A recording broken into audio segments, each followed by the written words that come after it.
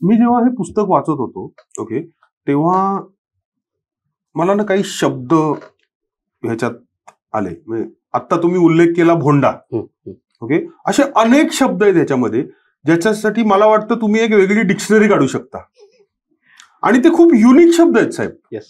तर त्या शब्दांविषयी आम्हाला जरा सांगा आणि ते शब्द का अस्तित्वात आले ह्याच्याबद्दल पण आम्हाला जरा ऐकायची उत्सुकता आहे. हे बघा, काय होतं, तुम्ही जेलमधली समाज व्यवस्था बघा की जेलमधले 2/3 लोक 10वी पर्यंत शिकलेले नाहीत, 10वीपेक्षा कमी शिकलेले. त्यातले बहुतेक सगळे लोक ग्रामीण भागातून येणार आहेत. त्यांचा सामाजिक स्तर बघा, म्हणजे त्याची जाती व्यवस्थेतला जर बघितलं तर अनुसूचित जाती नाही, ते बाजूला ठेवू थोडंसं, विशेषतः विमुक्त जमातीमधल्या म्हणजे पारधी, बेरड, कंजार भाट किंवा वडार, अशी ह्या सगळ्या विमुक्त जमाती आहेत ज्यांना आपण डिनोटिफाईड ट्राईब म्हणतो. यामधून येणाऱ्या लोकांची संख्या आजही खूप आहे जेलमध्ये. म्हणजे आपण आता ह्या सध्या आरक्षणाचा विषय चाललाय, सर्वात मोठी जी गॅप आहे ती ह्या समाजाच्या वतीचं मला जाणवतं. कदाचित शेड्यूल्ड कास्ट आणि शेड्यूल्ड ट्राईबना थोडासा सन्मान मिळाला, या डिनोटिफाईड ट्राईबना आम्ही समाज शिक्षण व्यवस्थेतून थोडं लांब ठेवलं, एक्सेप्टच केलं नाही आपण. ही जी लोक आहेत ना, ह्यांच्या स्वतःच्या बोलीभाषा आहेत, म्हणजे पारध्यांची स्वतःची एक भाषा आहे. बरोबर. म्हणजे उदाहरणार्थ मी जेलमध्ये असताना टाइमपास भाषा शिकायचो पारध्यांची. खादीव का शिव म्हणजे जेवण झालं का. आता काही शब्द फार सांगू नयेत, ते बायकोला रांड म्हणतात. बायकोला? म्हणजे ते एक माणूस दुसऱ्या माणसाला तुझी बायको काय करते म्हणतात, थारी रांड शिव करी. पण ही पारध्यांची भाषा आहे. तर असे लोक जेलमध्ये येतात आणि त्यामुळे काय होतं, अनेक वेळा तिकडच्या शब्दांची इकडे सरमिसळ होते. ओके. आता उदाहरणार्थ बघा की जेलमध्ये एखादा कैदी असा असेल जो कोणाला ऐकतच नाही, हा बदमाश आहे, ज्याला खुमखुमी आहे, जो टाइमपास करायचं काय कारणात बिनकारणासाठी मारामारी करायची, अशा कैद्यांना जेलमध्ये खोचड म्हणतात.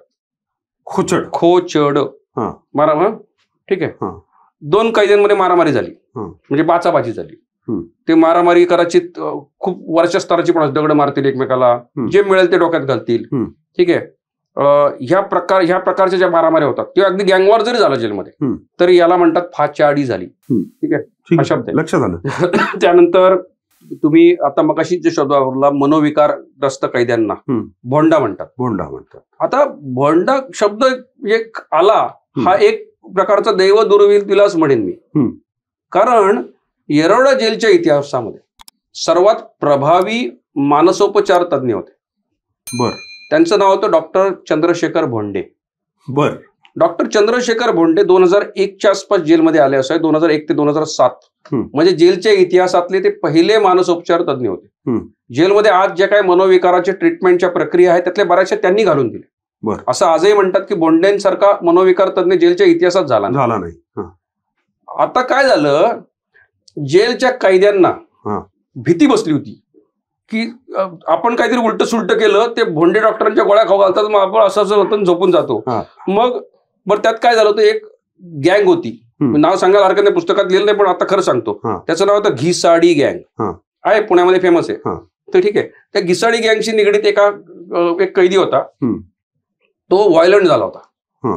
तो इतका व्हायलंट झाला की डॉक्टर भोंडेंनी त्याला एक इंजेक्शन टोचलं. ते इंजेक्शनचं नाव आहे हेलिपेरोडॉल, चुकत नसेल तर. हे इतकं डेंजरस इंजेक्शन आहे की ते जर इंजेक्शन टोचलं तर माणसाचे हातपायच वाकडे होतात, सांधे पूर्ण मोकळे होतात. म्हणजे वरचा जबडा खालचा जबडा याच्यावरचं नियंत्रण सुटतं. मग एक जबड्याची एक बाजू इकडे, एक दुसरी तिकडं. बरं, ते इंजेक्शन दिल्यानंतर त्याचा प्रभाव कमी व्हावा म्हणून त्याला लगेच एक अँटीडोट देतात. ओके. रियालिटी अशी आहे की जर इंजेक्शन वॉटर बेस्ड आहे, त्याचा अँटीडोट ऑइल बेस्ड आहे. वॉटर बेस्ड इंजेक्शन जेव्हा देतात तेव्हा त्याचा इम्पॅक्ट लगेच होईल. ऑइल बेस्डचा इफेक्ट हळूहळू होतो. त्यामुळे पुढचे 4-5 तास माणूस असंच पडून राहतो. मग काय होतं, जो उभा अख्खा मनुष्य तो असा खटकन पडला खाली. हे जेव्हा कैद्यांनी बघितलं तेव्हा ते भोंडे डॉक्टर घाबरले. मग काय व्हायचं, जेलमध्ये अशी प्रकार सुरू झाला की एखादा कैद्याने मस्ती केली तर त्याला जेलर म्हणायचा, थांब तुला त्या भोंडे डॉक्टरकडे नेतो. मग ते काय झालं, भोंडे डॉक्टर ज्या गोळ्या खाऊ घालायचे त्या झाल्या भोंड्याच्या गोळ्या. भोंड्याच्या गोळ्या झाल्या त्या. हा, ऐका. आणि हळूहळू त्याचा अपभ्रंश होत जो तो गोळा खातो तोच भोंडा झाला. बर, ह्याचा परिणाम बघा सांगतो तुम्हाला, की ही कहाणी म्हणजे येरवडा जेलमध्ये भोंडे डॉक्टर होते. भोंडे डॉक्टर नंतर 2007 नंतर निघून पण गेले, ते रिटायर पण झाले. मध्यंतरी मी भोंडे डॉक्टरच्या संपर्कात आलो, त्यांच्याशी व्हॉट्सअपवर कॉन्टॅक्ट असतो पण प्रत्यक्ष भेट नाही झाली. पण योगायोगाने त्यांनी पुस्तक वाचले. तर मग समजा येरवडा जेलचा एखादा जेलर बदलून गेला रत्नागिरी जेलला, रत्नागिरी जेलमध्ये भोंडा शब्द पॉप्युलर झाला. बरोबर बरोबर. नंतर गोंदिया जेलला पॉप्युलर, अख्ख्या महाराष्ट्रात पॉप्युलर झाला. मला धक्का तेव्हा बसला जेव्हा आमच्या घरी काम करणाऱ्या आमच्या मोलकरण ताई ज्या आहेत त्या मला असं म्हणाल्या की आमच्या शेजारी एक माणूस आहे तो भोंडा झालाय. म्हणजे जेलचा शब्द नॉर्मल बोलीभाषेमध्ये आला आपल्या. मला छातीत चर्र झालं की याचा अर्थ असा की जेलमध्ये सुटून आलेला कुठला तरी कैदी बिबिवडी ओटा भागात आला असणार आणि त्यांनी तो कैदी तो शब्द त्या भागात पॉप्युलर केला असणार आणि याची भोंडे डॉक्टरांना खबरबात पण नाही. खरंय की आपण चांगल्या हेतून काम केलं.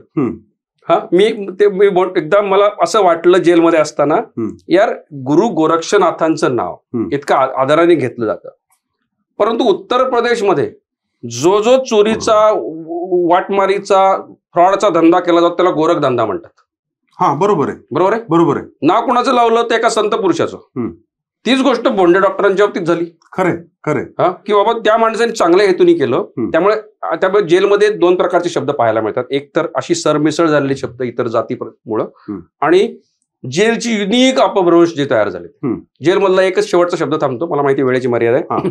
भिशी नावाचा शब्द आहे, मी मगाशी उल्लेख केला. आता काय आहे, जेलच्या मधोमध तुम्ही जे येरवडा जेलचा नकाशा काढला तर एकदम चौरसाकार जेल आहे. येरवडा जेलचं मेन गेट दक्षिणमुखी आहे, त्याच्या बरोबर अपोजिटला माडी गेट आहे. या 2 मध्ये जर अशी रेष काढली तर अगदी मधोमध म्हणजे साधारण 2 गेट मधलं अंतर 450 मीटर आहे. त्याच्या बरोबर मीटर सराव 225 मीटर अंतर अशी गोल कॅन्टीन आहे, भट्टी आहे, जिथं जेलचा सगळ्यांचा स्वयंपाक तयार होतो. ब्रिटिश काळात या कॅन्टीनला म्हणायची बिग कॅन्टीन. जेलमध्ये 3 कॅन्टीन, बिग कॅन्टीन म्हणायची. मग कोणीतरी त्याचा शॉर्ट फॉर्म केला BC. ओके, मग आता काय म्हणायचे, साहेब लोक म्हणत असतील go to BC, go to BC. मग तिला कोण अरे BCU बोलवलंय, BCU बोलवते, BCचं VC झालं. Okay okay. आणि आजही जेलमध्ये ते नाव VC म्हणून फेमस आहे. मी गॅरंटी देऊन सांगतो 90% कर्मचाऱ्यांना, जेलर लोकांना आणि वरिष्ठांनाही माहित नाही की BC is big canteen, VC is big canteen. कैद्यांना माहित असतं तर विषय माहितीचं पुढच्या गोष्ट आहे. पण असे अपभ्रंश आहेत.